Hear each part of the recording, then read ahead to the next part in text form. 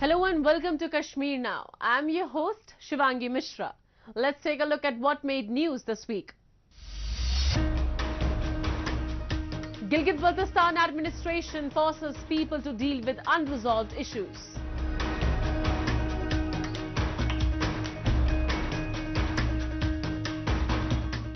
POK residents raise concern over depreciating natural resources and water shortages.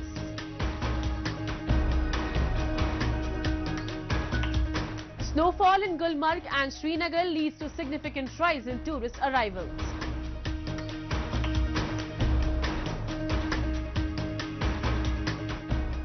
Bunkers a long line of control saving innocent lives in Jammu and Kashmir.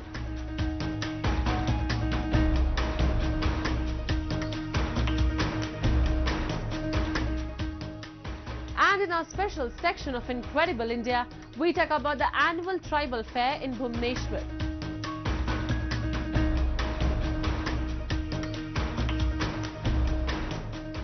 Ever since the illegal occupation of Gilgit-Baltistan by Pakistan, the people of the region have been facing difficulties.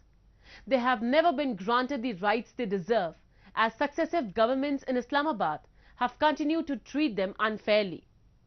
Locals are speaking against load shedding and inflation and demanding basic amenities in the area. Defying frigid weather, protesters are marching and turning up the heat on the administration. For several months, they have been demonstrating against the government's decision to increase wheat price. We have this report. The calls for fundamental rights have intensified into massive protests in Pakistan-occupied Gilgit-Baltistan. All political, religious and social organizations are demonstrating against the government's decision to increase wheat price and end subsidy. Locals are speaking against load shedding and inflation and demanding basic amenities in the area. Defying frigid weather, protesters are marching and turning up the heat on the administration. The majority of demonstrators in Gilgit-Baltistan assert that while they did not intend to escalate their protests, doing so was their only remaining option for persuading the authorities. The locals from all walks of life are supporting the public cause in Gilgit-Baltistan. इस वक्त जो धरना जारी है वो तो आपको पता है गुज़िश्ता एक महीने से तकरीबन जारी है। ठठर से सर्दी में लोग घरों से बाहर निकले हैं और सड़कों पे हैं। इसकी बहुत सारी वजूहात हैं। जहां गंदम का मसला है, वहां पर बिजली का मसला है, एजुकेशन का मसला है, हेल्थ के मसाइल हैं और दीगर जो तामीर और तरक्की के मंसूबे हैं उनके मामलात हैं। अगर मैं बिजली की बात करूं तो इस वक्त गिलगित-बल्तिस्तान हम दारुल हुकूमत गिलगित में बैठे हैं। सो दारुल हुकूमत गिलगित की यह पोजीशन है कि यहाँ से गिलगित शहर में 20 से 22 घंटे जो है बिजली की लोड शेडिंग है और इसी तरह गंदम जो है वो लोगों को मिल नहीं रही है, आटा लोगों को मिल नहीं रहा है। Despite frequent load shedding, the residents of Gilgit-Baltistan have to pay inflated electricity bills, which has added fuel to their anger. Amid intensified protests against load shedding, a large number of people in the area have called for a boycott of bill payments until their grievances are addressed. On January 27, the Awami Action Committee had announced a transport wheel jam in 10 districts. Stores, marketplaces and eateries were closed in several locations in Gilgit-Baltistan. The Awami Action Committee has announced that they would continue protests until their demands are met by the Gilgit-Baltistan government. इतने मसाइल हैं कि लोग frustration का शिकार होकर, तशवीश का शिकार होकर, बेचैनी का शिकार होकर घरों से बाहर निकले हैं और धरनों पे हैं और सड़कों पे हैं। तो इनके मुतालबात यही हैं कि हुकूमत जो है वो सूबाई हुकूमत के साथ साथ वफाकी हुकूमत भी इस सूबे की तरफ तवज्जो दे और लोगों को इन जो मसाइल के दलदल तले फंसे हुए हैं इस दलदल से आवाम को निकाला जाए।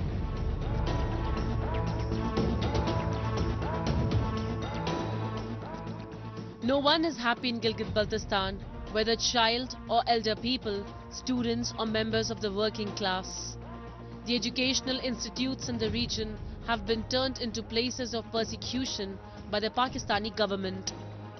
Promoting education in the community could aid in the locals' understanding of their legal rights, and Pakistan sees it as a threat to its illegitimate annexation of the region.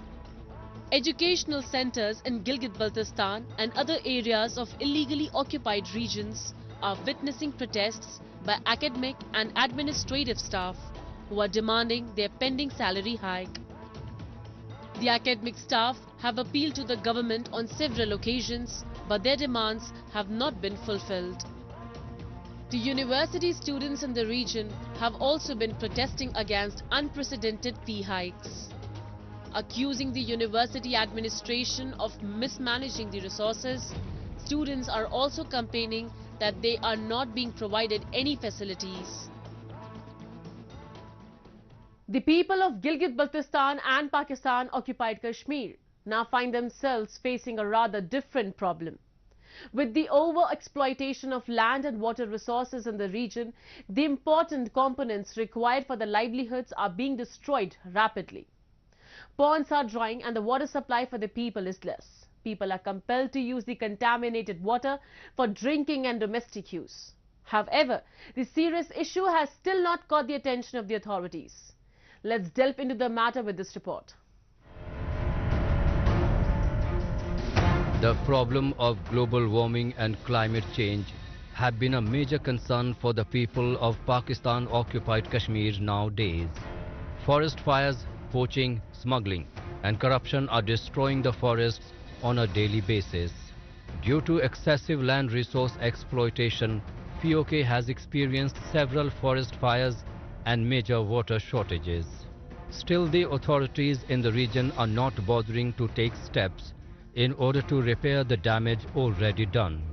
Locals from the area feel that the federal government should immediately address the issue before it is too late. For the residents of POK and Gilgit-Baltistan, forestry forms an important component of livelihoods, thus helping them in survival. पानी के जखीरे जो हैं वो जंगलात होते हैं और जंगलात जो है ये तबाही का शिकार होते हैं, कुछ तो आतिशबाजी की वजह से, कुछ लूट खसूट की वजह से, करप्शन की वजह से ये ऐसा हुआ है। हुकूमत को ये चाहिए कि हुकूमत जंगलात को उगाने के सिलसिले में जंगलात को एक ऐसी मुहिम के तौर पर कौमी शजरकारी ऐसी करनी चाहिए जिसमें लोगों को की इन्वॉल्वमेंट जो है ये ज़रूरी है, क्योंकि लोगों के से जब तक कि हम वो पूरा ताउन हासिल नहीं करेंगे, लोग ये नहीं समझेंगे कि हमारी एम्पावरमेंट है, ये जंगलात हमारे हैं। Not just being limited to the exploitation of forests, POK has also been suffering from major water shortages. As the local ponds and other water bodies dry fast because of climate change, people of the area are forced to wander for kilometers in search of water.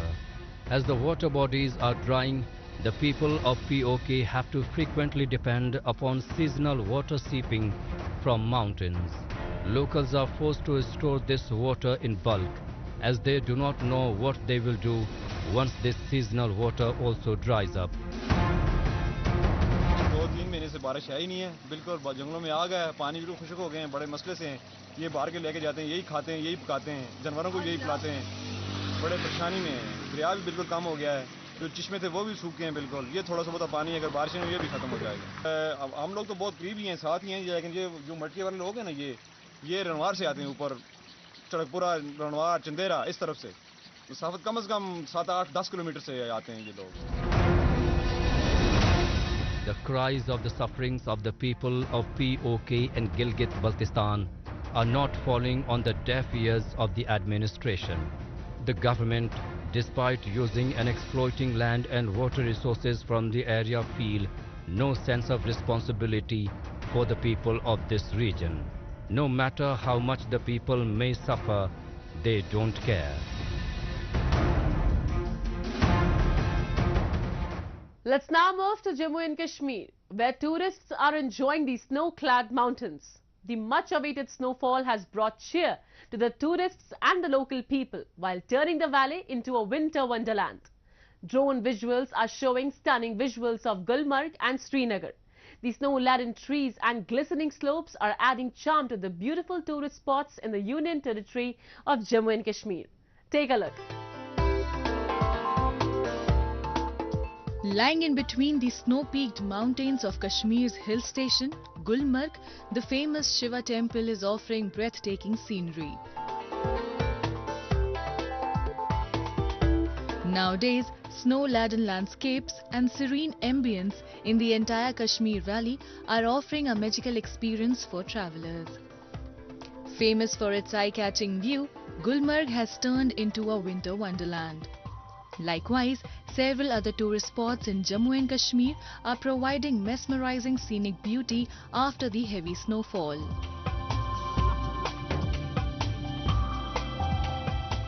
The snowfall has come as a respite from the prolonged days of dry spell. Tourists are now making a beeline to the resorts of Gulmarg and Pahalgam.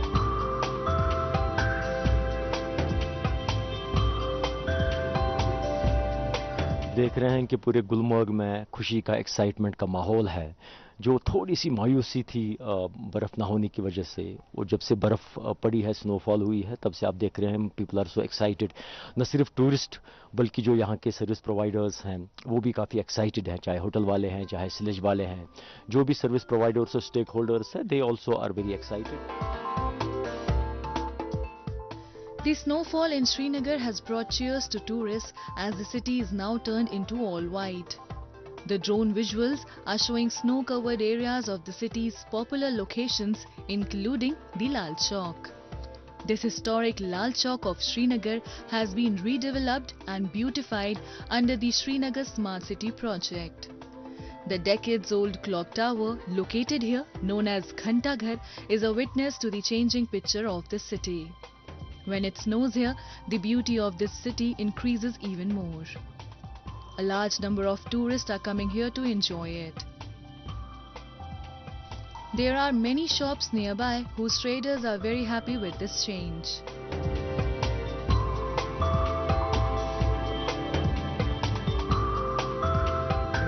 हालात बढ़ते जा रहे हैं ठीक होते जा रहे हैं टूरिज्म बढ़ता जाएगा तो मतलब ये सब लोगों को फायदा है जैसे कि मतलब इसमें हर एक बच रहा है दुकानदार भी बचते हैं ड्राइवर्स भी बचते हैं हर एक बचता है सरकार द्वारा जो पहल की गई थी उससे मतलब कई गुना ज़्यादा बढ़ता जा रहा है टूरिज्म ये बात तो है ये बात तो मतलब माननी है लोगों को कि टूरिज्म दिन ब दिन बढ़ता जा रहा है According to data, the number of tourists visiting Jammu and Kashmir increased from 76 lakh in 2008 to 2 crore in 2023.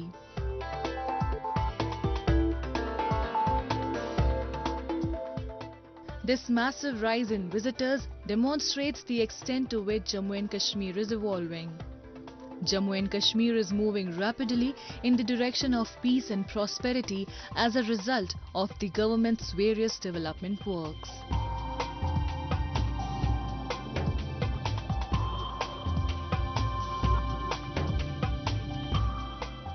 As we know, Pakistan for years has been using mortar shells to target the villages along the international border in Jammu region. Mostly the ceasefire violations are done to infiltrate terrorists along the border.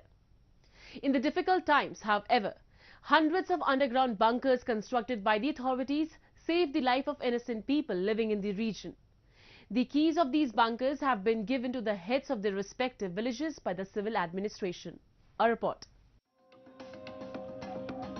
The border areas of India's Jammu and Kashmir are characterized by unpredictability. On various occasions, shelling from the Pakistan side attempts to shatter fragile peace in the region. Therefore, it is crucial to increase resilience through the capability development of the people staying at border areas. For years, the joint efforts of the Indian Army, Border Security Force and local administration have been instrumental in saving innocent lives during the period of ceasefire violations from across the border.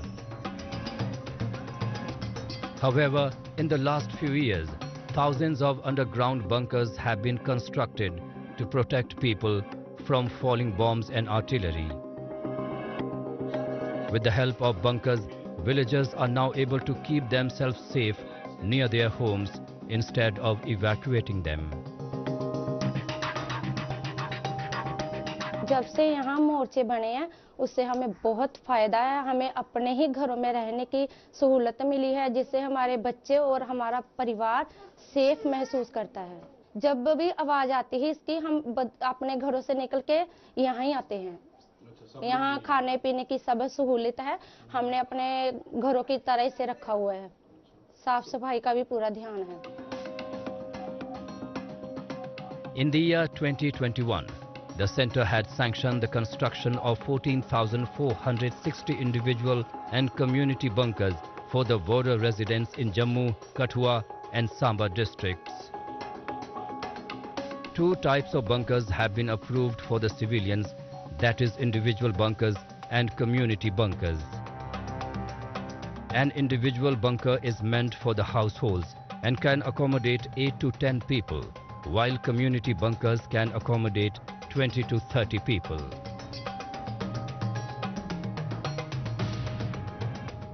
हमारे पास bunkers दो तरह के हैं जिसको हम single house hold bunker भी बोलते हैं और कम्युनिटी बंकर भी बोलते हैं। कम्युनिटी बंकर में जो स्ट्रेंथिंग है वो होता है 40 to 50 लोग आराम से आ जाते हैं। 2 रूम सेट बंकर्स रहता है।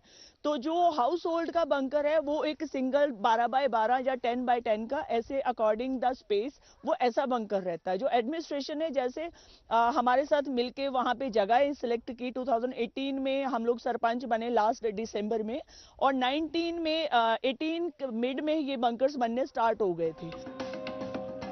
Recently, Divisional Commissioner of Jammu, Ramesh Kumar, chaired a meeting to review the progress made in the construction of bunkers in border districts of Jammu Division. The meeting was attended by Deputy Commissioners, functionaries of executing agencies of Jammu, Samba, Kathua, Rajouri and Poonch. The Division Commissioner directed the Deputy Commissioners to put in extra efforts for completing all the individuals and community bunkers sanctioned in their respective districts. Ministry of home affairs government of India की तरफ से जम्मू कश्मीर सरकार की तरफ से एक बहुत अच्छा प्रयास किया गया कुछ सालों पहले जो बंकर्स जो इस बॉर्डर एरिया में बनाने शुरू किए गए, क्योंकि नहीं तो जैसे भी सीज फायर वायलेशन होता था तो उनको सेफ जगह नहीं होती थी। इसके अंतर्गत बंकर्स जो हैं पूरे 5 डिस्ट्रिक्ट में लगभग हमारे 9,900 बंकर बनने थे। उसके अंदर लगभग 8,800 बंकर हमारे बन के तैयार हो गए हैं। लगभग 1,050 बंकर के लगभग जो है वो बंकर बन रहे हैं और वो हमें पूरा फास्ट पेस में चल रहा है। वो अभी इस फाइनेंशियल ईयर मार्च या फिर मैक्सिमम अप्रैल तक हम उसको कंप्लीट कर देंगे। To restore peace and prosperity to the area, the Indian government is planning and executing several strategies in Jammu and Kashmir. Significant attention is now being paid to developing borders and remote areas. Moving on, let's take you to the temple town of Bhubaneswar in India's Odisha state, which recently celebrated its decade-old annual tribal fair. With its cultural dance performances, music and a wide array of handcrafted items and freshly picked eatables, the event drew in thousands of visitors who admired and enjoyed the cultural extravaganza. Take a look.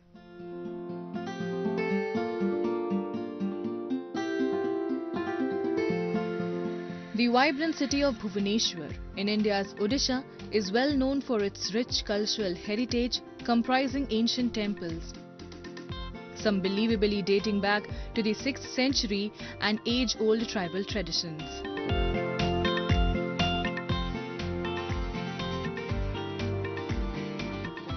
From the delicious blend of local cuisines and exquisite handicraft items to captivating art and architecture, the city gives all means to surprise oneself with its evident beauty. In order to preserve its local regional traditions and tribal customs, the state also makes concerted efforts to make them alive through fairs and festivals. Recently, an 11-day-long annual tribal fair was organized as part of the efforts by the Ministry of ST/SC Development and Backward Class in collaboration with the Academy of Tribal Language and Culture to showcase Odisha's rich array of tribal culture, tradition, anthropological narratives and a range of products from various pockets of the state. The tribal fair was started for the first time in 1951 in Cuttack, the then capital city of Odisha. And since then, it has been over 70 years that the festival is being celebrated in the form of Adivasi Mela.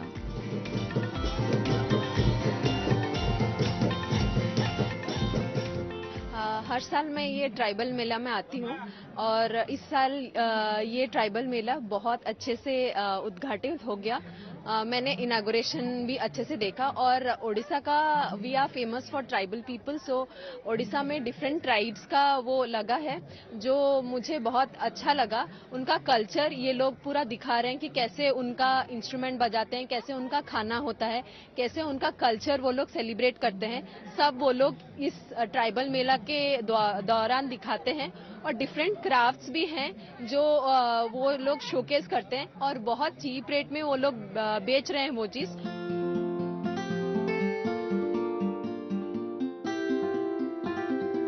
The Adivasi Mela drew in more buyers with its diverse array of tribal products including Kandhamal turmeric, millet-based offerings, various minor forest goods from different tribal communities and freshly picked strawberries from Sunabeda.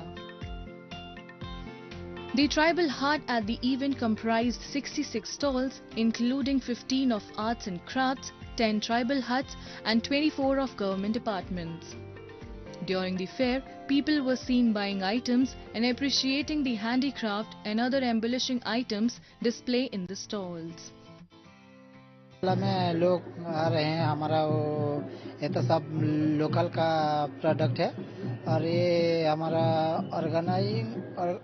Organise का है, तो हमारा वो millet का item है और दाल है, मूंग दाल, millet item सब कुछ है।